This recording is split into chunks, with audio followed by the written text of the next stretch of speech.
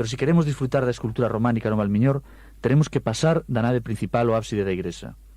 Este está cuberto cunha bóveda de canón peraltada, sostido por 3 arcos e apoiados sobre columnas con capiteis historiados. 4 grandes capiteis, dos que só se conservan os 2 máis cercanos ao retablo. Os outros 2 foron picados e destruídos, non se sabe ben en que época. Destes 2 capiteis, o da dereita representa a Epifanía de Cristo e o da esquerda mostra os evangelistas e a un anso. Só por contemplar estes 2 capiteis vale a pena acercarse a Santa Baia de Donas. O interior complétase cunha pila de agua renacentista do século XVI na sacristía ou con máis capiteis zoomorfos nas ventanas superiores de acceso ao campanario. Dende hoy pensamos que é necesario coñecer a nosa historia e a nosa arte para saber conservala. E como exemplo decir que hai tan só uns 15 anos limpiouse e restaurouse o interior da iglesia. O celo e empeño que en elo puseron fixo que as paredes laterais da nave, que estaban decoradas con pinturas murais renacentistas representando procesións de santos e de apóstolos, fose picada completamente para deixar a parede de pedra á vista, cometendo unha aberración máis dentro do patrimonio artístico e cultural galego. En días pasados estiven en Santa Baia de Donas falando co párroco actual, que pareceu un home sensible, que tampouco lle gusta moito enlosado, igual que a Carlos, de terrazo do interior da igrexa, nen tampouco pechado das ventás en carpintería de aluminio. Entón comentelle que detrás do retablo do ábside tamén había pinturas renacentistas. Invitoume a mirar por unha falsa porta na parte traseira do retablo, a pesar de ser un espacio moi estreito, escuro, aínda que verdadeiramente conserva un misterio especial como da tramolla teatral e barroca, albiscábanse restos de pinturas que esperemos que o inconvinte de mover o pesado retablo non de pé a novas e modernas restauracións. Confío que esta viaxe invite a algún dos que nos escoita a acercarse a Santa Baia de Donas, unha das igrexas máis fermosas de todo o Valmiñor. E se isto non fose suficiente aliciente, terei que decir que calquera que se achega a Donas terá o privilexio de percorrer estreitos camiños, carreiros entre campos mollados polo rocío da mañán, ou disfrutar cun anoitecer teñido pola mistura de vermello do sol e os verdes e ocres das ricas terras da parroquia de Donas. Juan, que bonito, moitas gracias. Bueno, nada máis, o reloxo danos a súa irrefutable orde de rematar e as nosas voces se apagan por esta semana, pero na próxima retomarán con palabra con anovadas forzas. Gracias por escoitar Onda Cero Valmiñor e bos días.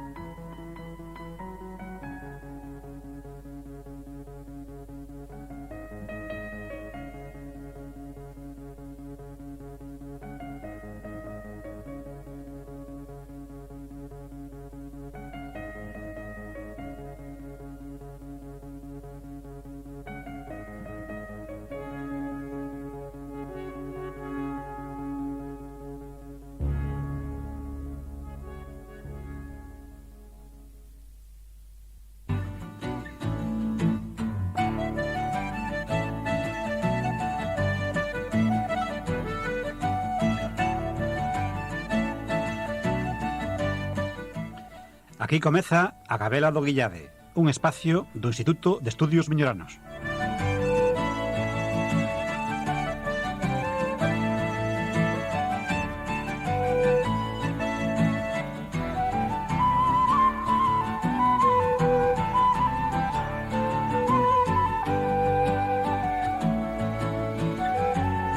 Bos días.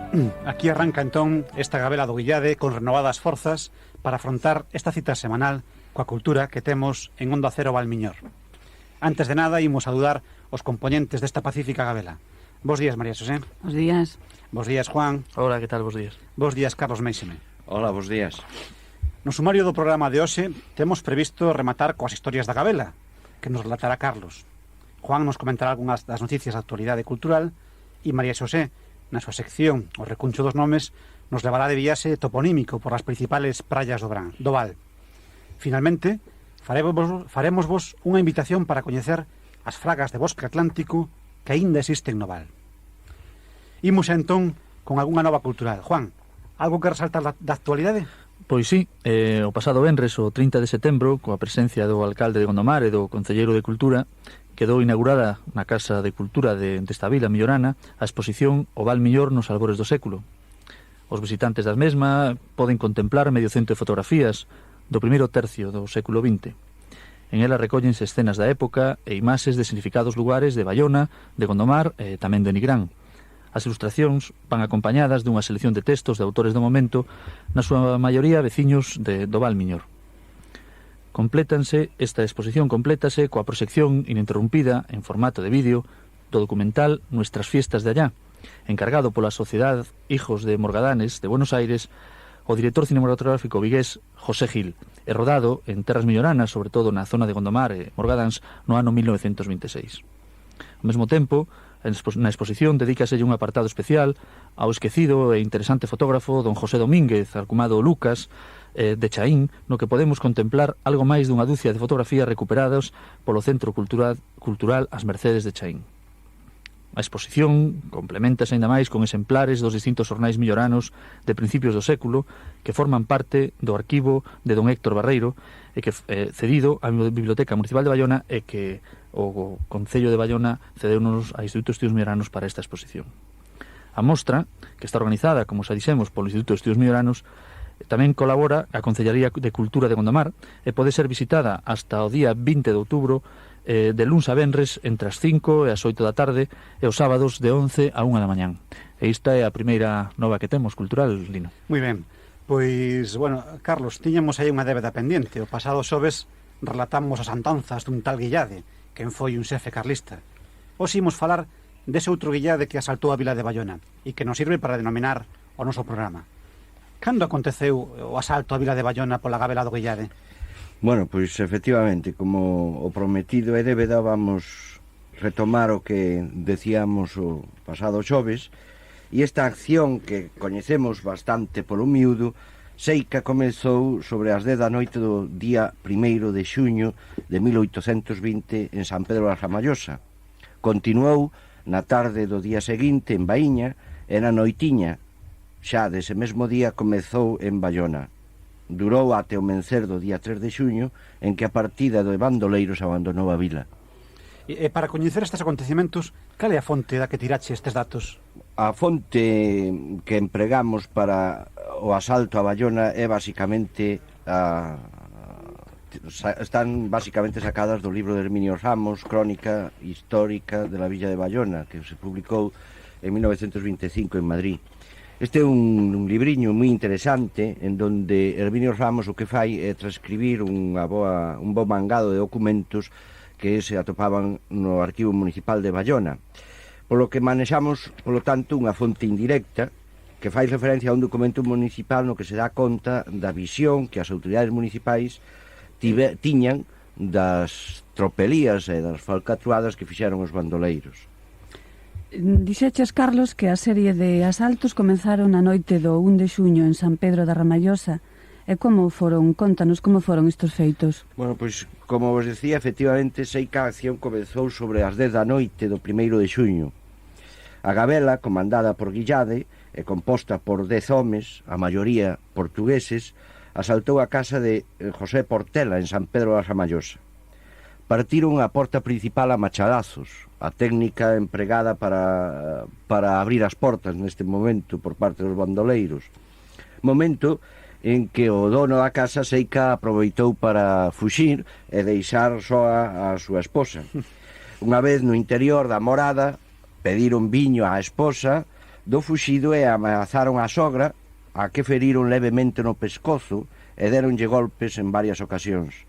Con posterioridade entraron noutras dúas casas das que marcharon despois da medianoite sen conseguir moito diñeiro, pero si xollas e outros obxectos a máis de comer e beber en abundancia.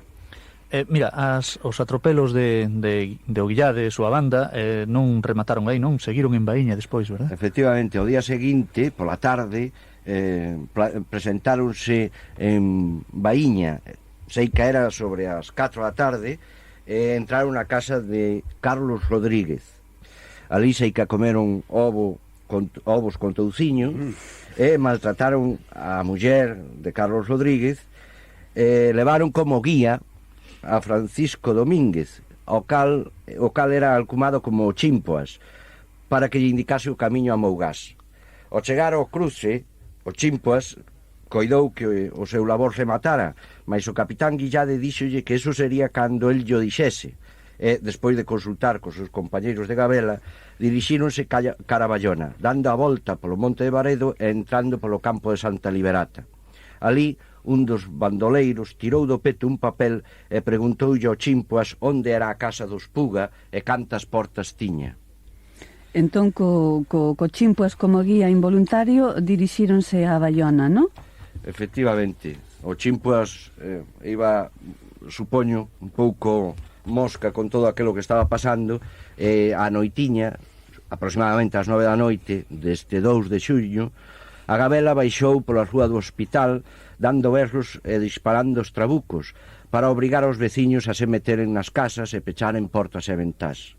Os bandoleiros berraban os seus nomes de guerra: Guillade, Beleno, Trigo, Centeo, pois convidaban que era suficiente para asustar a veciñanza. O Chimpoas levounos ata a porta da casa de don Francisco Puga, quen se atopaba no interior coa súa dona Rosa Correa, e un seu amigo, don Pedro Ibarra. Despois de romper varias portas, con método da machada que falamos antes, entraron na sala 7 bandoleiros, exixíndolle unha grande cantidade de diñeiro. Como non llo entregou, deronlle golpes e unha coitelada no pescozo, mentras que ao seu amigo colgárono dunha trave, cabeza abaixo, despois de deixalos en botas. Logo de registrar a casa e quedarse con algúns obxetos de valor, o Guillade díxolle ao Chimpoas que lle indicase a morada de dona María Benita David. Unha vez nesta, uns bandoleiros situáronse na entrada posterior que daba ao mar e os outros na principal, mentre seguían a dar berros e a disparar os trabucos. Abateron a porta de entrada co sistema do machado e penetraron no interior. Foi nese intre cando chegaban a porto as gamelas e fixeron soar as súas bucinas en sinal de arribada. Os homes de Guillade, coidando que se trataba de xente armada que viña contra eles, comezaron a trabucazos e fixéronos recuar cara ao mar. O Chimpoas dirixiunos entón á casa de don Vicente Soto, quen, ante o barullo de berros e disparos, asomouse á fiestra xusto no momento en que unha bala impactaba nela. Preguntoulles que querían e dixéronlles que abrise a porta senón que o farían eles. Logo de franquearlle a entrada, os bandoleiros preguntáronlle onde estaba a Arca do Mudo, que era o depósito dos mariñeiros. Cando llo dixo, rompérona e colleron o diñeiro. Logo roubaron a casa de don José Ramos e despois a de dona Josefa Pérez, muller de Domingo Amorín. Ese foi xusto o momento no que o Chimpoas, aproveitando que xa non lle facía moito caso e aducindo necesidades inescusables, aproveitou para fuxir e regresar a Bayona. Finalmente, desde a casa do patrón de pesca, Roque Mariño, botáronlle uns tiros aos bandoleiros. Estes, cheos de raiva, tiraron abaixo 3 portas e percorreron todos os cuartos na busca dos que lle disparaban, mas non os deron topado, xa que se tiñan agachado debaixo dunhas redes. Vaya historia, Carlos. E así remata o asalto de Bayona. Así foi. A partida deixou Bayona tranquilamente cando xa ia mencer. No Monte da Groba atoparon varios veciños de Belesar que andaban a recoller toxo para estar as cortes e obrigáronos a cargar con fardos dos obxetos roubados e non os deixaron regresar ata pasar o San Colmado, cando era xa de noite. A cada un deles deronlle 8 reás. Logo soubose que pasaran ao Miño por Camposancos. Bueno, e cal foi a reacción entón dos veciños despois de que a Gabela abandonase a vila? Bueno, pois efectivamente, despois de abandonar a vila, os bandoleiros saíron os veciños ás rúas, as críticas centráronse sobre todo no gobernador de Monterreal.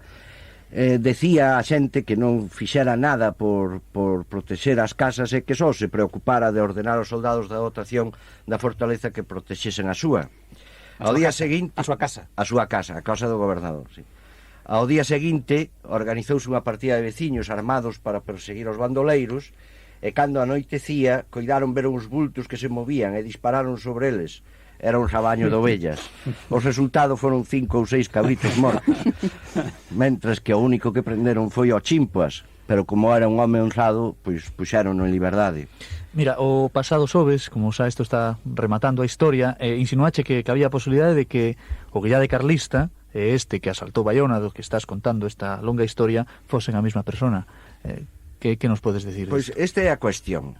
A cuestión é, era o mesmo Guillade o que asaltou Baiona en xuño de 1820 e o xefe carlista que acadou Sona entre 1833 e 1838. Segundo Herminio Ramos non, xa que o primeiro, o que asaltou Baiona, era natural de Tomiño e foi morto por un seu sobrinho que lle tallou o pescozo. Mentras que o carlista, como xa dixemos o pasado xoves, morreu perto de Celanova. Ora ben, as confusións son bastante doadas cando non temos datos fidedignos. Vexamos, por exemplo, lembremos as circunstancias. Nos primeiros meses do ano 1820, pouco antes de que o Guillade asaltase Baiona, triunfa a revolta liberal encabezada por Rafael del Riego en cabezas de San Juan e consolidada pola sublevación da Coruña comandada polo coronel Acevedo.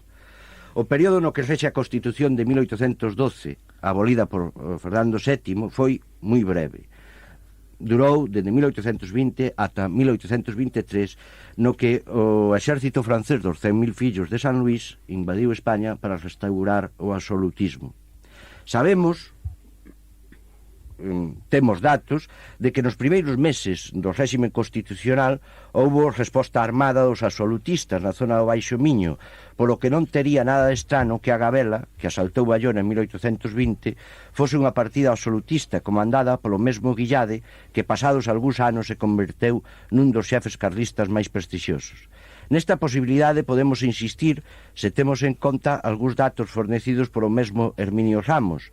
Así podemos observar que o gobernador de Baiona, tan criticado polos veciños no momento do asalto do Guillade, era o capitán de navío don Domingo Serondo, que uns meses antes se resistira en repetidas ocasións a proclamar a Constitución. Era, polo tanto, o citado gobernador un recalcitrante absolutista, o mesmo que o tal Guillade? Sería a pregunta. Como dixemos, dúas das casas asaltadas pola Gabela foron as de José Ramos e Vicente Soto. Compre engadir agora que ambos eran membros do goberno municipal de carácter constitucional. Mesmo o tal José Ramos debía ser un exaltado antiabsolutista, xa que ao día seguinte do ataque dos bandoleiros, cando formaba parte dunha patrulla de vigilancia nocturna, tentou agredir cunha bayoneta e despois dunha forte discusión a Bernardo Barreiro. E xa en 1823, ao pouco de restablecerse o absolutismo, foi detido por pasear polas rúas de Baiona cun sable militar en actitude de provocación. Bueno, en este ambiente de confrontación, non, entre absolutistas e constitucionalistas, que papel xogou o fidalgo miñorano Arias Teixeiro? Bueno, pois coñecemos bastante ben a influencia que tuvieron os absolutistas, como xa comentamos, no Val Miñor. Entre todos eles destaca dun xeito sobranceiro a figura de don José Arias Teixeiro e Correa. Era natural de San Pedro da Ramallosa e en 1823 foi nomeado comandante do Corpo de Voluntarios. Tras a morte de Fernando VII, Arias Teixeiro, de quen poderíamos falar noutra ocasión, converteuse nun dos principais xefes carlistas, sendo nomeado polo pretendente don Carlos conselleiro de Estado e logo ministro de Gracia e Xustiza. Prácticamente era un ministro plenipotenciario do pretendente don Carlos e era, como dixemos xa, natural da Ramallosa, pero outro día falaremos del.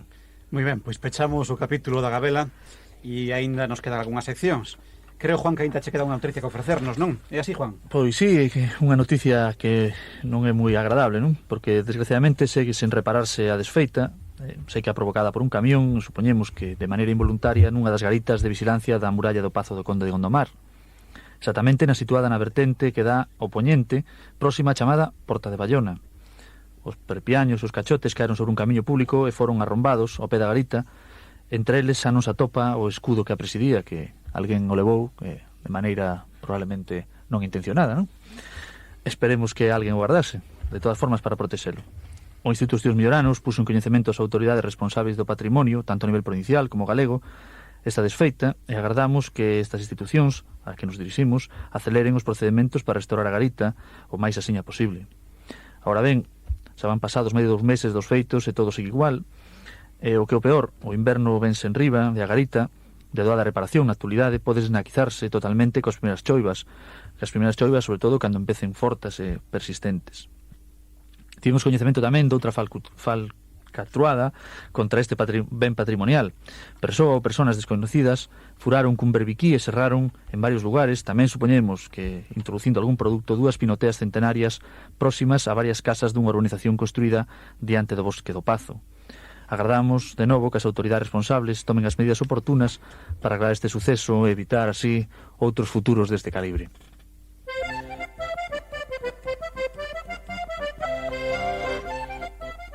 O recuncho dos nomes.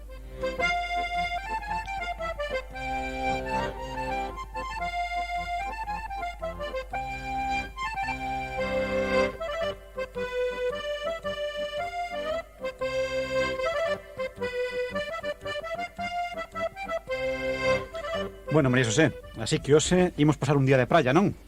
Sí, efectivamente, Lino.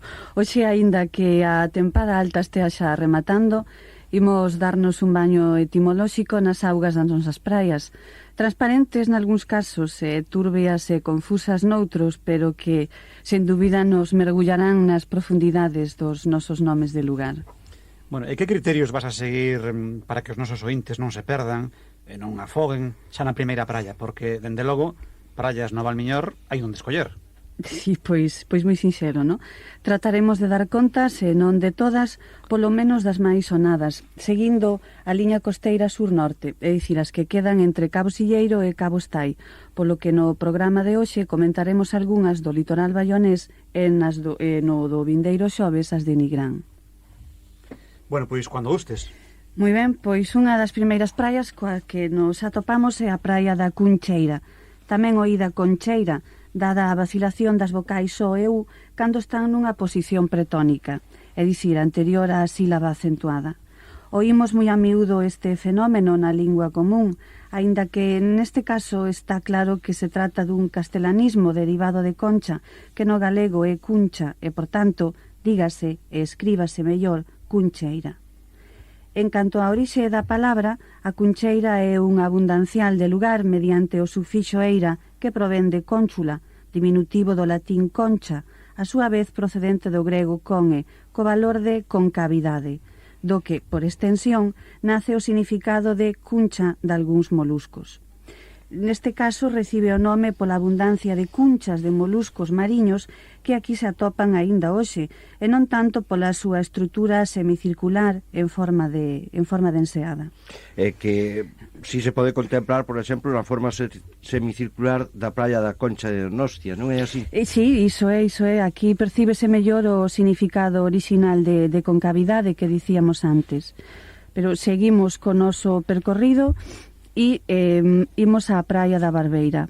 Da praia da Barbeira, situada xa no interior dos terreos do Parador Conde de Gondomar, Gerardo Sacau di que o nome lle ven probablemente do argazo que a xeito de barbas mariñas bota o mar na praia. Metáfora moi atrevida, pensamos, non? Para que Eligio Rivas, na obra Toponimia de Marín, anota unha raíz precéltica barb co significado de monte, presente en moitos topónimos con algún vestixio oronímico. Lembremos Barbantes, Barbazán ou mesmo o Bravo, que é un lugar do concello de Gondomar que presenta, pois, metátese o cambio de lugar dos seus sonidos, non? Lembremos, ademais, que a praia está situada na ladeira do Monte do Boi, o que nos motiva a inclinarnos máis pola teoría de Elixio Rivas. E a seguir, separada pola punta das Santiñas, ou punta das Santiñas, ven a praia da Ribeira. Mira, María Xosé, xa que nos achegamos á praia da Ribeira, quería preguntarche si a Ribeira é unha ribeira con B ou é unha ribeira con V, porque podemos atopar moitas ribeiras. Vese máis en Ribeiro, non? Creo eu, tanto no nome de lugar como nos apelidos, pero tanto ten Ribeira ou Ribeiro, sempre os dous con B, como dous vos derivados de ripa, un P intervocálico latino sonoriza en B sempre. Lembremos lupus, lobo, óperan, obra, capitian, cabeza, apículan, abella. É un fenómeno que algúns lingüistas incluso atribúen ao sustrato celta. En canto a orixe do nome, é, por tanto, un dos numerosísimos topónimos simples, derivados, compostos, nacidos da raíz latina ripa, que aluden ás costas fluviais ou mariñas. Neste caso é un derivado coa forma riparian, que evoluciona a ribeira mediante a metátese ripairan e a sonorización que antes dixemos do P en B. Por outra parte, o paso do ditongo ai a ei é un resultado patrimonial moi frecuente no noso léxico común. Mencionamos agora o nome dunha praíña moi pequena, hoxe desaparecida pola ampliación do paseo marítimo, que facía un recuncho aniñado ao pé mesmo da lonxa. Era a Ribeiriña, non? Nome dado como réplica anterior máis grande. Continuamos avanzando polo litoral baionés, deixamos a península de Santa Marta, coa praia que leva o mesmo nome, e topámonos cun gran areal, a praia da Ladeira. Nome procedente da forma latina latarian, derivado de latus letteris, co significado de lado. A evolución é moi semellante á da ribeira, metátese e sonorización. A ladeira é un nome moi frecuente tamén como referente orográfico, para indicar, como este caso, un terreo en marcada posición lateral. E coa praia da Ladeira, por último, despedímonos xa do Concello de Baiona, pero non esquezan que aínda nos queda un baño pendente nas praias de Nigrán. Despedímonos tamén de vostedes, ata o vindeiro xoves, bos días. Bueno, pois o tempo botousenos en riba, queda pendiente a nosa cita con as fragas ou bosques atlánticos que tiñamos anunciado, pero xa non queda máis tempo. Entón, só desexamos que teñan unha boa semana, que teñan uns bons días, e nos vemos dentro dunha semana o próximo xoves.